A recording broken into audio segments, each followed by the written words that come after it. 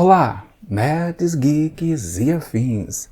Estamos todos aqui em dia de aniversário para conferirmos o 5º episódio da 2ª temporada da série The Orville, exibido na Star Plus.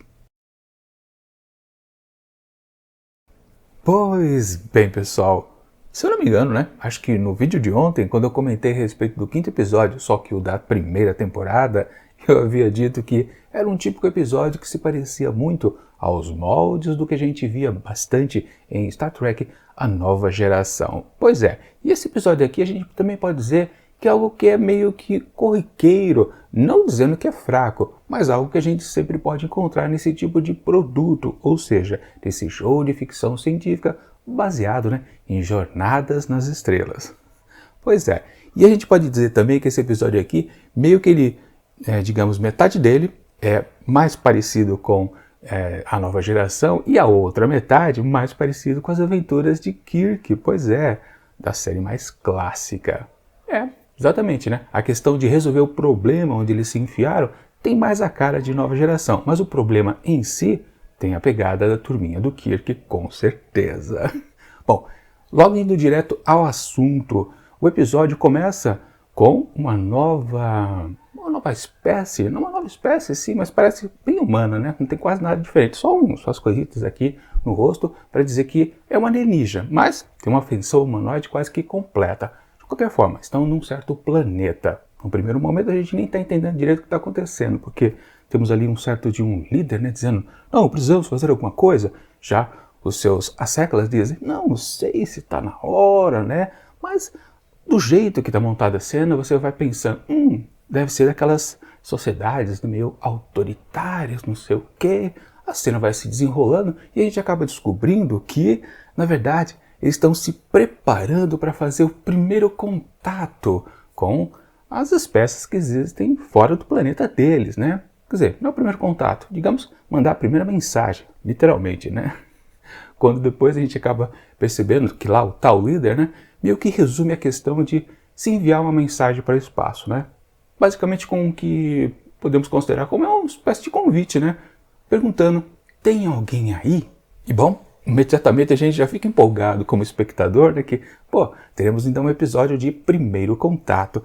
E é também a mesma pegada que a gente consegue perceber depois da abertura, que tudo isso aqui foi um teaser, Tem a abertura do episódio, aí depois sim, já começa a aparição ali da Orville e vemos todo mundo ali empolgado justamente com a coisa do primeiro contato. Porque vamos combinar, no fundo, é coisa rara, Mesmo em naves que têm a missão de explorar toda a galáxia, o quadrante, o universo, seja lá o que você possa chamar, é coisa rara de fato, Afinal de contas, é muito fácil apenas encontrar planetas sem vida alguma do que qualquer outra coisa. Quanto mais, pensar que possa ter uma vida inteligente. Bom, mas antes disso, do pessoal ficar empolgado, com a possibilidade de um primeiro contato, tem a questão do aniversário. Pois é, Kelly, claro, está se preparando já para fazer seu aniversário, questão de, acho que uma semana depois, daquele exato dia. E ela também acaba percebendo que, peraí, Bortus também faz aniversário no mesmo dia, e ela resolve meio que combinar uma festinha conjunta. E ele diz um óbvio não. Porque Bortus tem aquela simpatia toda, aquela coisa não muito social. Ou seja, a parte da piadinha, a parte da comicidade, tá tudo presente ali que você curte, Ok. Mas aí, na verdade, a gente nem percebe que esse aqui é o motivo do problema existir, Mas é bacana como o negócio é construído. De qualquer forma, se faz o contato. Depois a gente até acaba descobrindo, que quando aquele planeta ali, que acho que era Regor 2, se eu não me engano, muito bem, não importa o nome do planeta, o que vale? Quando ele fez o tal contato, mandou mensagem, do tipo, tem alguém aí? A resposta veio que imediatamente, acho que questão de horas, questão de dias. Na verdade, podia ser mais interessante se tivesse passado um ano, Tivesse lá uma legenda, um ano depois, aí sim a Orville encontraria a tal mensagem vagando pelo espaço, em ondas. Eles falam até que é uma onda bem básica de comunicação. É naquelas, o planeta está realmente começando, a pensar numa existência além deles, né? Mas, de qualquer forma, é uma sociedade bem estruturada já, né? Com todos os seus, digamos, momentos de modernidade, preocupação com a sociedade, a existência do povo, aquela coisa toda. Realmente, no primeiro instante, a gente não percebe que essa sociedade específica pode gerar algum problema para qualquer coisa, né? Enfim, fazem lá um jantar, né, de boas-vindas aos visitantes do espaço, né? Tudo muito simples, tudo muito tranquilo, né? Tá tudo correndo bem, se fala a respeito, por exemplo, né?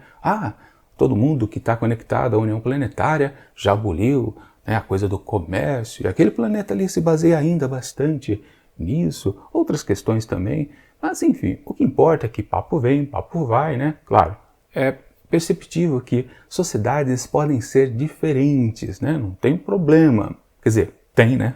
Porque mais diretamente, né? Quando Kelly se mostra feliz, né? Que ela está encontrando, assim, uma nova sociedade, né? Um novo planeta para talvez pertencer à União Planetária, né? Como se fosse um belo de um presente para ela. Quando ela diz isso, o tempo fecha. Exatamente lá o grande líder, então, ali daquele planeta manda prender exatamente Kelly e também, que ela comenta, o Bortus também vai fazer aniversário semana que vem. E bom, simplesmente eles são presos pelo ultraje cometido. Como assim? O que foi que a gente fez? Na verdade, ninguém entende nada, né? É bacana. Então, a estrutura aqui do mal-entendido está completamente formada. Claro, isso também é um certo clássico nas séries de Star Trek. A gente já viu muitos, em todas as séries, na verdade, acho que teve essa questão de você, uma vez pelo menos, ter visitado esta temática. Ou seja, você conhecer, né, uma nova espécie, uma nova cultura, esbarrar em alguma coisa que aparentemente para nós é uma coisa trivial, né? Não demandaria grandes problemas, mas para a nova cultura aquilo é motivo de começo de uma guerra interplanetária, basicamente. A questão aqui é que este povo, na verdade, nem quer complicar as coisas, apenas eles querem tirar, banir do convívio exatamente a Kelly e o Bortus, por algum motivo qualquer. Eles atribuem um certo termo que agora eu não me lembro, mas depois, claro, a gente vai descobrir que isso tem a ver com os signos astrológicos. Pois é, basicamente, né, se tivesse nascido, né, no signo de, sei lá, touro ou gêmeos, essas coisas, peixes. Bom, eles dizem que quem nasce nesse período de tempo, um mês, né, porque é baseado realmente, o ano deles também está dividido em mais ou menos uns 30 dias por aí, né, ou coisa parecida, não me lembro direito. Mas o que vale é, então quem nasce num certo período de tempo relacionado a um certo signo, né, relacionado com uma estrela, dá nisso. São mal vistos pela sociedade, ou seja, são pessoas predestinadas a serem erradas, com uma índole violenta. Acho que nossos signos astrais aqui não chegam a tanto, né, mas para eles, lá, é por aí, né. Bom, eles são baseados em estrelas, não em planetas, né, os nossos signos aqui estão colocados aos planetas, né? Mas enfim, tanto faz, né? O motivo é o mesmo, né? Como é que você pode acreditar, né, que pequenas bolinhas ali, né, suspensas no céu, influenciam a vida ali das pessoas? É uma coisa meio forçada, uma coisa até, um pensamento, a gente pode considerar um pensamento mais simples, mais, entre aspas também, primitivo, que você não compreende exatamente a causa e efeito das coisas, né? E você acreditar que um planeta ou uma estrela na imensidão do céu possa influenciar definitivamente uma única pessoa, o seu comportamento para o resto da vida, sim, é um exagero. Para nós, claro, quanto mais a gente vai se aculturando, mais entendendo a modernidade e também, principalmente, né, entendendo que a gente vive num planetinha flutuando no espaço, a gente sabe que o que está lá longe não vai influenciar a gente de uma maneira alguma. Mas é aquela coisa, né? O que importa aqui é analisar esta sociedade. Bom, e aí a gente pode começar a pensar que, então, o episódio que se apresenta de uma maneira, claro, típica, vem com uma questão, me parece, um pouco original. Eu nunca vi um outro produto televisivo, ou em filmes, ou em literatura. Talvez em literatura já tenha acontecido, porque é mais vasta, né? Exatamente se apegar à coisa da astrologia. Bom, de qualquer forma, me parece uma ideia bastante original. Só que aí o problema acontece que isso de fato não é lá muito explorado, né? É um bom tema colocado, mas ele não é posto muito para frente, porque só fica nisso, né? Nessa coisa de quem nasce nesse período tem a índole mais violenta. Acabou. E são execrados então por aquela sociedade. Claro, então, que Kelly e Bort são mandados para uma espécie de campo de concentração. Pelo menos não é de extermínio, eles apenas ficam presos. Por exemplo, podia até intensificar isso. Algumas pessoas dentro desse período podiam ser mais ainda consideradas mais violentas, ou seja, perto mais do meio do período, talvez, ou um pouquinho antes, um pouquinho depois, alguma coisa, né? Podia ter uma outra complicação, mas na verdade não. Tanto que eles acabam focando numa história que tem ali dentro do campo de concentração, que é exatamente daquele casal que a mulher está quase já parindo e ali se ganha uma outra importância. O que também, na verdade, resulta em algo interessante, porque quando, enfim, a criança nasce, e o episódio, né, até ele não demonstra muito isso, mas se passam muitos dias tentando ainda negociar com esse planeta a soltura de Kelly e Bortus. De qualquer forma, por o tempo se passar, a mulher acaba parindo a criança, só que ela já acaba nascendo no período que sai da abrangência das pessoas com uma tal índole violenta. Ou seja, curioso, né? Logo em seguida, do signo seguinte, já são pessoas destinadas a serem os comandantes daquele povo, do planeta. Ou seja, é de 0 a 80, né? Se você erra por um dia o seu nascimento, você é execrado pela sociedade. Mas você nasce 2 dias depois, você é, né, exaltado por todos, considerado como autênticos líderes. Né? Nasceram para isso. É bacana, mas eu digo de novo, o episódio ele não aprofunda essas coisas. Claro, não se há muito tempo para isso. E também confesso para vocês, eu não sei se daria para realmente deixar as coisas mais interessantes, mais intricadas. Mas que tá, talvez se dê. Enfim, não importa também. O que vale é o que o episódio acaba apresentando pra gente. O produto final não quer dizer que ele é chato, muito pelo contrário, né? Mas de qualquer forma, como eu coloquei, né? Toda a parte então que fica de Kelly e Bortus tem uma pegada mais de Kirk, deles estarem metidos numa sociedade esquisitas e terem que achar uma solução para saírem daquilo. Enquanto que lá a parte do Mercer, em tentar bolar alguma situação mais tecnológica, já tem mais a cara de a nova geração. Tanto que, né? Bom, na verdade, o final das duas linhas narrativas acabam sendo fracas. E, na verdade, é por causa disso que o episódio acaba ficando num tomzinho menor, bem menor do que você acha que ele vai ser quando começa, quando a história em si é apresentada. Porque, literalmente, a parte de Kelly e Bortus, claro, eles fazem aquele levante, né, com a boa ideia da Kelly. Caramba, se são considerados, se nós somos considerados nascidos nesses signos violentos, sejamos então violentos. Então eles tentam escapar, né, ali do campo de concentração exatamente na base do tiro, porrada e bomba. Eles passam um sarrafo em um monte de gente. Eles matam, na verdade, um monte de gente, né? Claro, naquele esquema de talvez não estejam interferindo naquela sociedade. A questão da primeira diretriz que tem lá em Star Trek, não tem exatamente aqui em The Orville, mas é naquelas. Caramba, nós estamos integrados, nós somos considerados isso, então nós somos isso. Realmente, eles não estariam errados em agir dessa maneira, mas que eles passam o sarrafo, um monte de gente ali passam, né? Todos os guardas ali. Enfim, mas o finalzinho é muito abrupto, eles são salvos por uma coisa que está lá no céu. Mas é alguém percebe, olha. E se ninguém tivesse olhado para cima, né? Não tivesse visto lá o novo clarão no céu. Pois é, não daria certo, né? Foi uma facilitada naquela parte, que estava interessante também. Na verdade, a gente pode considerar que a parte de Kelly Bortus ali dentro do campo de concertação foi muito mais interessante do que a parte lá de Mercer e o restante da tripulação da nave. Com certeza foi, né? Mas resultou numa solução fraca, típico de a cavalaria chegou no último instante e salvou o mocinho e a mocinha.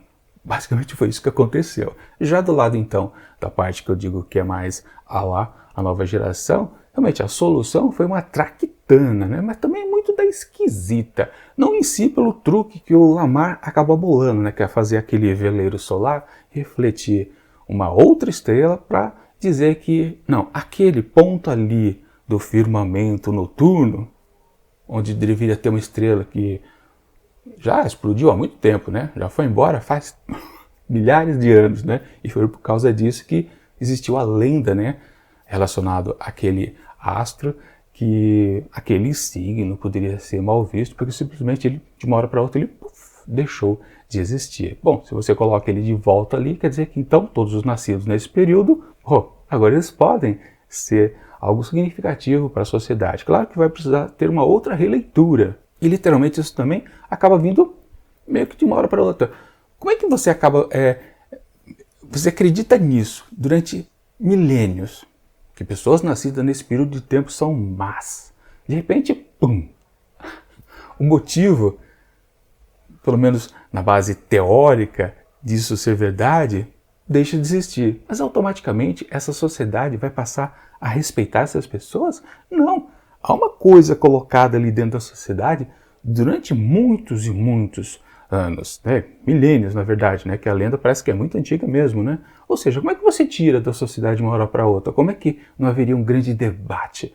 Simplesmente, Kelly e Borges não seriam soltos, e muito menos, né? O restante de toda a população. Todo mundo. Imagine quantas pessoas num planeta inteiro estariam confinadas em campos de concentração. Não foi uma coisa, questão daquele campo ali especificamente onde os dois estavam. Não. Devem existir milhares de campos espalhados pelo planeta. Como a sociedade ficaria, de repente, de uma hora para outra, todas as pessoas que estão confinadas voltarem à sociedade? Caramba, a sociedade poderia até se desestruturar. E ninguém pensou nisso. Esse episódio, por exemplo, merecia uma revisita, né? Com certeza.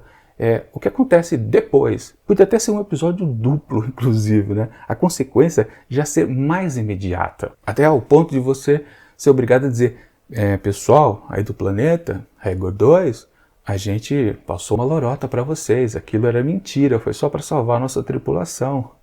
Não, voltem ao que era antes, porque estava melhor até. Seria muito mais interessante, seria muito mais ficção científica, que é exatamente mostrar os dois lados da moeda, né? Os problemas gerados por uma questão. Na verdade, eles resolveram tudo de uma maneira rápida, uma solução imediata para um problema que seria um caos, na verdade, né? Tirar esse ponto de realidade dessa sociedade.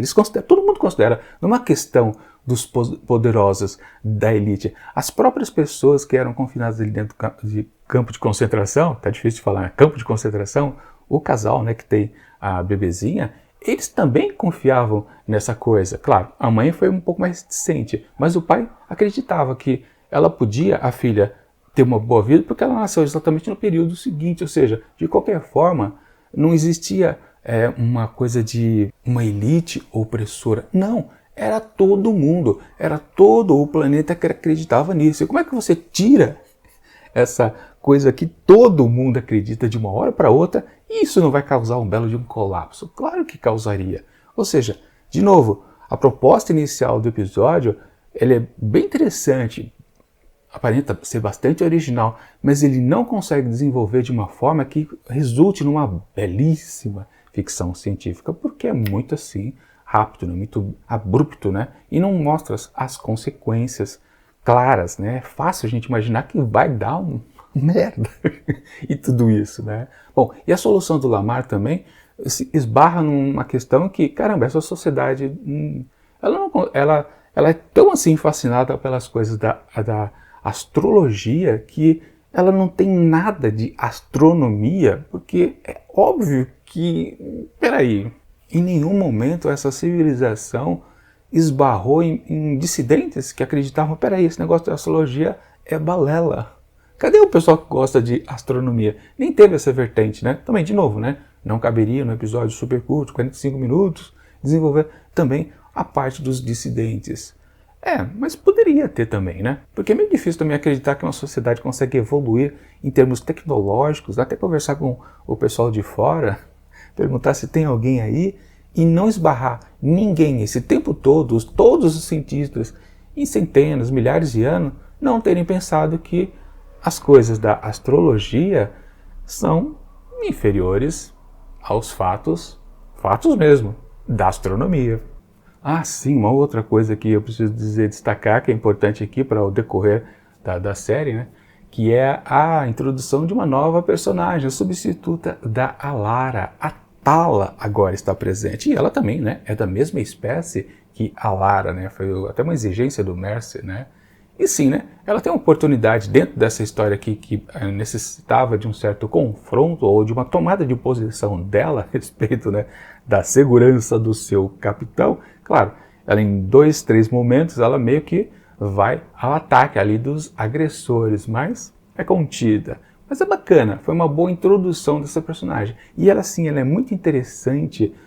Na comparação até com a Lara, a gente pode dizer, como ela vai se desenvolvendo ao longo dos próximos episódios, a gente pode dizer que é até um personagem assim, muito mais interessante do que a jovem, inexperiente chefe de segurança que foi a Lara. A Tala sim é uma mulher mais madura e tem uma bagagem um pouco maior. Mas ela ainda precisa ganhar um episódio só dela, que ela, se não me engano, ela ainda não recebeu. O máximo que teve foi aquela questão lá, que ela teve com o Clyde, né? Mas acho que não é o suficiente. Precisa ter um pouquinho mais. Mas enfim, continuando.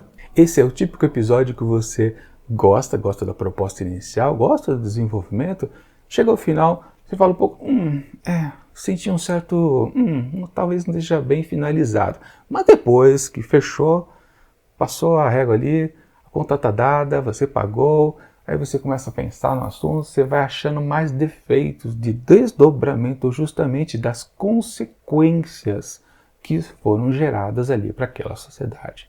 O episódio ele vai ficando um pouquinho mais fraco à medida que você vai se distanciando dele, da emoção de ter curtido exatamente toda esta narrativa. Sim, ela é funcional, é um bom episódio, mas não dá para dizer que é um episódio sensacional de ficção científica, justamente porque ele não vai atrás das consequências, causa e efeito.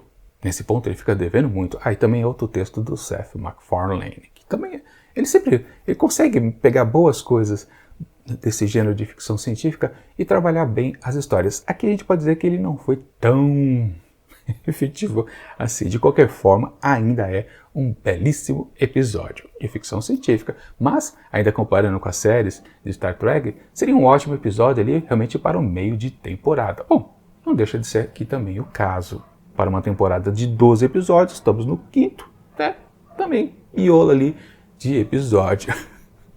Mas enfim, né? Sempre a gente pensa em séries que têm uma temporada mais curta. Antigamente, sempre vale dizer, né? As temporadas antigas das séries de Star Trek eram de 26 episódios. Então era normal você ter vários episódios ali no miolo que eram bons, mas também não deixavam de ser medianos em termos de desenvolvimento da trama. Ou seja, algumas coisinhas poderiam ser muito mais pensadas, muito mais trabalhadas. Mas não se tem lá muito tempo, né? Tem que se produzir bastante episódio para encher todo o leque de 26, né? Isso acaba resultando em episódios que são muito mais bem elaborados, porque passam mais por retrabalhos, do que outros que são mais feitos, assim, numa velocidade mais rápida, justamente para preencher os espaços semanais. De novo, esse episódio aqui de Orville é bacana, mas poderia sim ser sensacional, se fosse, por exemplo, um episódio duplo, ou se essa história fosse revisitada em outra temporada. Claro, isso aqui aconteceu na 2ª temporada, no restante dela não se voltou a esse planeta, e por enquanto também na 3ª temporada não. E não vão voltar, porque é apenas uma história que a gente percebe, algumas histórias a gente percebe que nunca mais vão voltar a ela. É o caso aqui também. Embora, né, a gente podia pensar que uma história que foi a final lá da 1ª temporada, que a gente não chegou ainda, depois que eu vou fazer a revisão aqui, a gente podia pensar, não, aquela história lá relacionada a uma outra espécie, a um outro planeta, com a Kelly também, aquilo também nunca voltaria, né? Mas voltaram na 3ª temporada, que foi bem bacana. Quem sabe então, no fundo, essa sociedade que seja explorada mais uma vez e eles tenham que dizer, a gente apenas enganou vocês. Seria muito bom se isso acontecesse. Mas enfim, acho que não.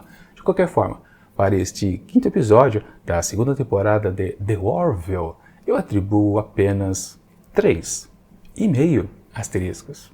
E acho que tá de bom tamanho, mas vocês podem concordar ou discordar comigo aqui nos comentários. É isso.